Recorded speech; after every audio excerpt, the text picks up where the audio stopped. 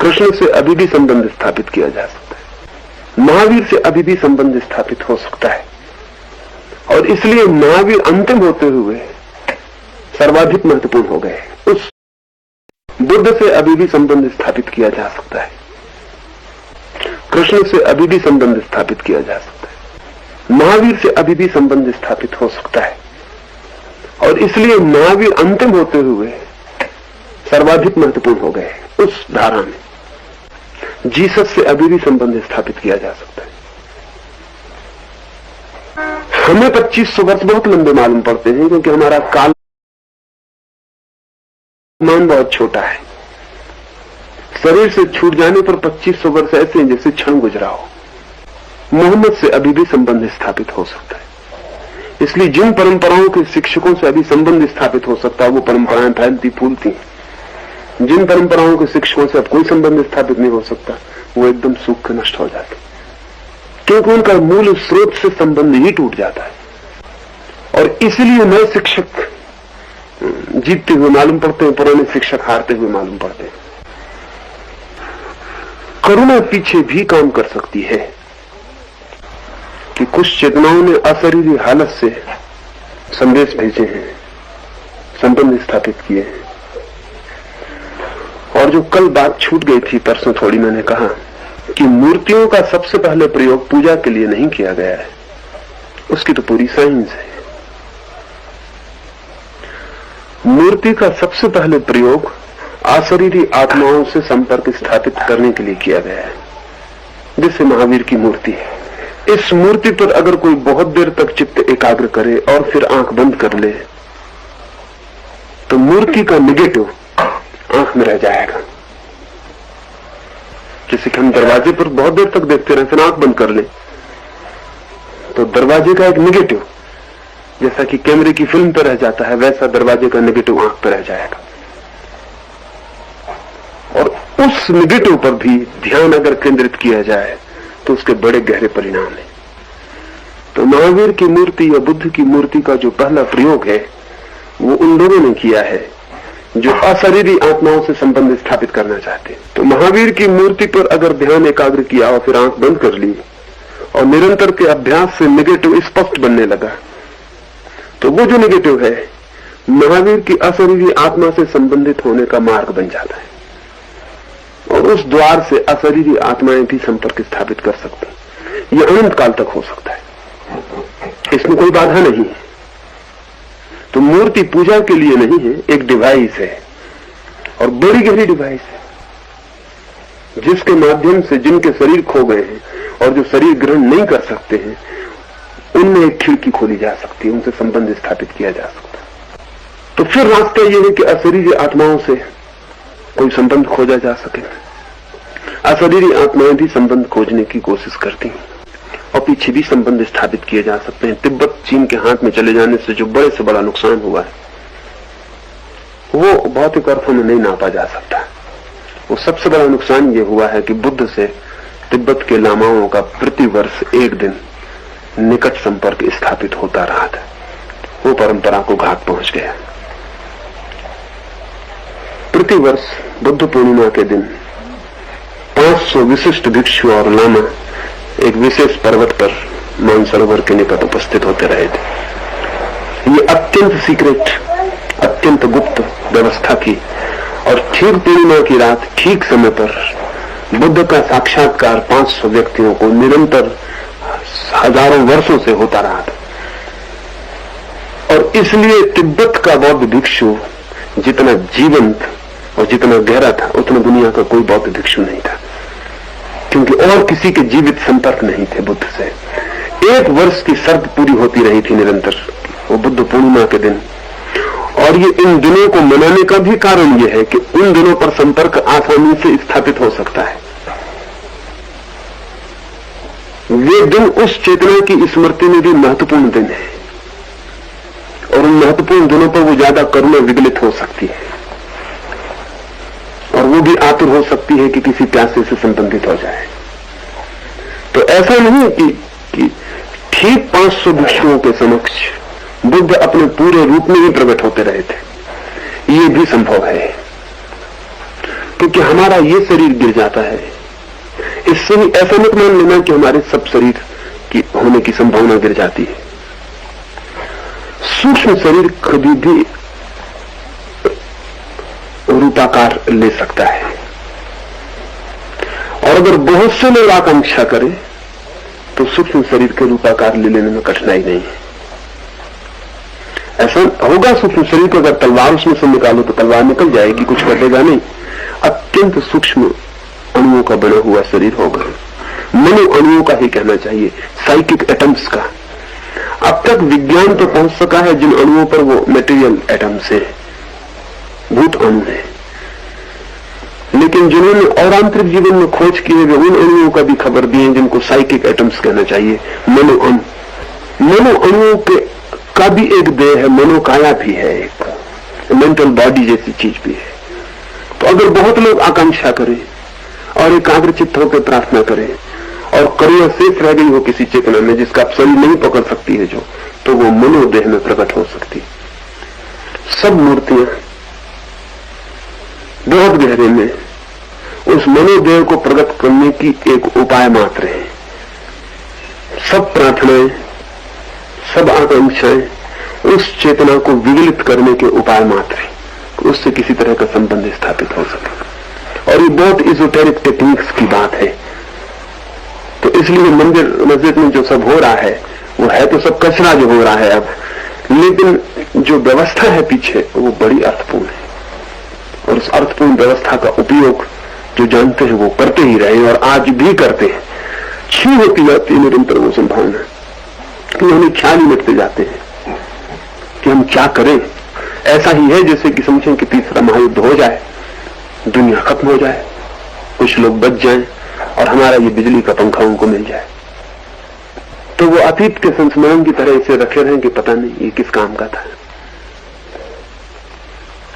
लेकिन वो कुछ भी समझ में ना आ सके कि ये हवा भी करता रहा होगा, क्योंकि न उनके पास बिजली का ज्ञान रह जाए, न उनके पास प्लग का ज्ञान रह जाए, न इस पंखे की आंतरिक व्यवस्था को समझने की उनकी अकल रह जाए। तो हो सकता है वो अपने म्यूजियम में इस पंखे को रख ले, कार को रख ले, रेल के इंजन को संभाल के रख ले, और हो सकता है कि पूजा भी करने लगे अतीत के स्मरणों की तरह। लेकिन उन्हें कोई पता नहीं होगा कि रेल का इंजन हजारों लोगों को खींच के भी ले जाता रहा होगा, क्योंकि न पटरियां बचे, न इंजीनियरिंग के शास्त्र बचे, न कोई खबर देने वाला बचे कि कैसे चलता होगा, कैसे क्या होता होगा। क्योंकि कोई भी व्यवस्था हजारों विशेषज्ञों पर निर्भर करती है। हो भी सकता है कि आदमी ऐसा बच जाए जो कहे कि मैं रेल में बैठा था और ये इंजन जो था रेल के डब्बे खींचने का काम करता था, लेकिन लोग उससे कहें कि तुम चला के बता दो, तो वो कहे मैं सिर्फ बैठा था, मैं चला के नहीं बता सकता हूँ। बाकी इतना मुझे पक्का स्मरण है कि मैं इस गाड़ी में बैठा था, इसमें हजारों लोग बैठते थे और ये गाड़ी एक गांव से दूसरे गांव जाती थी, लेकिन मैं चला के नहीं बता सकता, मैं बैठा था, इतना पक्का है। और ये बैठे वाला चिल्लाता रहा और किताबें भी लिखो कि ये रेल का इंजन है, इसमें लोग बैठते थे, चलाते थे, लेकिन कोई इसकी सुनेगा नहीं क्योंकि चला के नहीं बता सकेगा। तो हर दिशा में बाह्य या आंतरिक हजारों उपाय खोजे जाते हैं, लेकिन कभी कभी आमूल सभ्यताएं नष्ट हो जाती हैं, खो जाती हैं अंधकार में, और खो जाती हैं अगर उनके विशेषज्ञ खो जाएं। हजार कारण होते हैं खो जाने के। तो आज मंदिर और मस्जिद बचे हुए हैं, तंत्र, यंत्र, मंत्र सब बचे हुए हैं बहुत बहुत रूपों में, लेकिन कुछ उनका मतलब नहीं, क्योंकि उनसे क्या हो सकता था इसका कुछ पता नहीं, वो कैसे हो सकता था इसका भी कुछ पता नहीं। और तब जैसे रेल के इंजन की पूजा करे कोई जाति आगे भविष्य में, ऐसा हम मंदिरों में मूर्तियों की पूजा कर रहे हैं।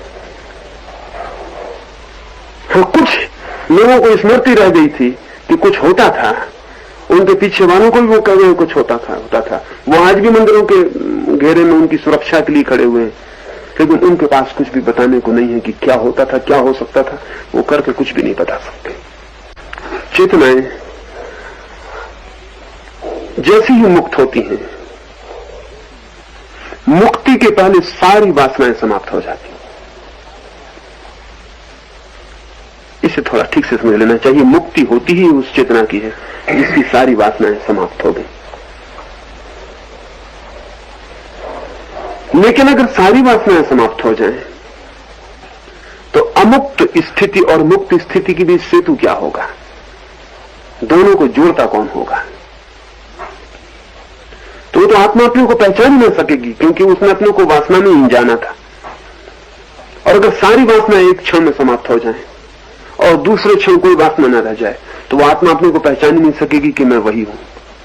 इसलिए जब सारी वासनाएं समाप्त हो जाती हैं, तब सिर्फ सेतु की तरह एक वासना शेष रह जाती, जिसको मैं करुणा कह रहा हूं, कंपैशन शेष रह जाता है।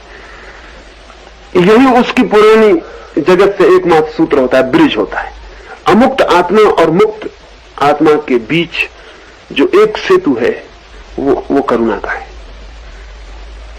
लेकिन अंततः सेतु के पार हो जाता है सब, और करुणा भी चली जाती है।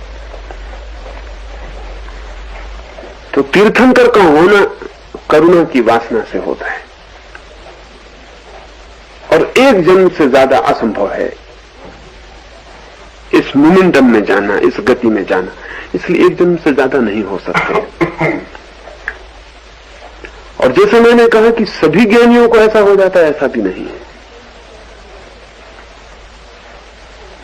इसलिए महावीर की स्थिति में अनेक लोग पहुंचते हैं, लेकिन सभी तीर्थंकर नहीं हो जाते, क्योंकि मुक्ति का आकर्षण इतना तीव्र है, मुक्ति का आनंद इतना तीव्र है कि बहुत बलशाली लोग ही वापस लौट सकते हैं, एक जन्म के लिए ही सही। और ये बलशाली लोग एक जन्म में लौटकर इतना इंतजाम कर जाते हैं, पूरा इंतजाम कर जाते हैं। यानी उनके लौटने का प्रयोजन ही ये होता है असली में, कि वो पूरा इंतजाम कर जाते हैं कि जब वो शरीर ग्रहण नहीं कर सकेंगे, तब उनसे कैसे संबंध स्थापित किया जा सकेगा। अब इसका बहुत व्यवस्था है। इसलिए जिसे समझ लें कि एक पिता है, उसके छोटे छोटे बच्चे हैं, और वो लंबी यात्रा पे जा रहा है जहां से वो कभी नहीं लौटेगा, तो अपने बच्चों के लिए इंतजाम कर जाता है सब तरह का। उन्हें कह जाता है कि इस पते पर चिट्ठी लिखना तो मुझे मिल जाएगी। वो घर में अपने चित्र भी छोड़ जाता है कि जब तुम बड़े हो जाओ तो तुम पहचानना कि मैं ऐसा था। वो उन बच्चों के लिए स्मृति भी छोड़ जाता है, तुम जब बड़े हो जाओ तो जो मैं तुमसे कहना चाहता था वो इसमें लिखा है, वो तुम समझ लेना। और जब भी मुझसे संबंध स्थापित करना चाहो तो ये मेरा फोन नंबर होगा, इस विशेष फोन नंबर पर तुम मुझसे संपर्क स्थापित कर सकोगे। मैं नहीं लौट सकूंगा, अब लौटना असंभव है। तो प्रत्येक करुणापूर्ण शिक्षक एक बार लौट के सारा इंतजाम कर जाता है कि पीछे उससे कैसे संबंध स्थापित किए जा सकेंगे। जब शरीर खो जाएगा तो उसका कोड नंबर क्या होगा। जिस विशेष मनस्थिति में, जिस मनुष्य विशेष कोड नंबर पर उससे संपर्क स्थापित हो जाएगा। सारे धर्मों के विशेष मंत्र कोड नंबर है, जिन मंत्रों के निरंतर उच्चारण से ध्यानपूर्वक चित्त एक विशेष ट्यूनिंग को उपलब्ध होता है, और उस ट्यूनिंग में विशेष शिक्षकों से संबंध स्थापित हो सकते हैं।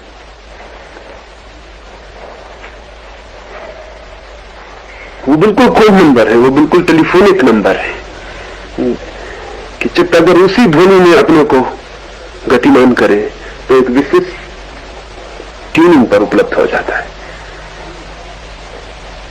और वो कोड नंबर किसी एक शिक्षक का ही है, वो दूसरे के लिए काम में नहीं आ सकता, दूसरे के लिए वो उपयोगी नहीं है।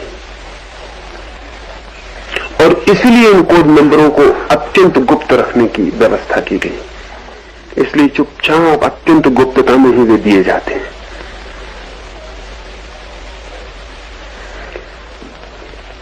संबंध स्थापित हो सके इसलिए बहुत उपाय छोड़ जाते हैं, चिन्ह छोड़ जाते हैं, मूर्तियां छोड़ जाते हैं, शब्द छोड़ जाते हैं, मंत्र छोड़ जाते हैं, विशेष आकृतियां जिनको तंत्र कहें वो छोड़ जाते हैं, यंत्र छोड़ जाते हैं। जिन आकृतियों पर चित्त एकाग्र करने से विशिष्ट दशा उपलब्ध होगी चित्त की, उस दशा में उनसे संबंध स्थापित हो सकेगा, लेकिन वो सब खो जाता है।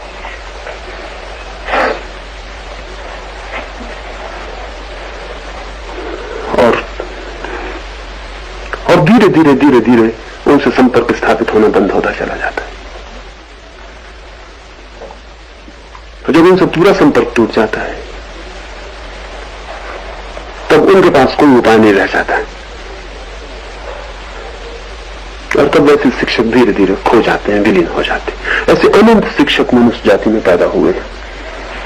सभी शिक्षकों का अपना काम था, वो उन्होंने पूरा किया और पूरी मेहनत भी की है। क्या आपने कभी यह किया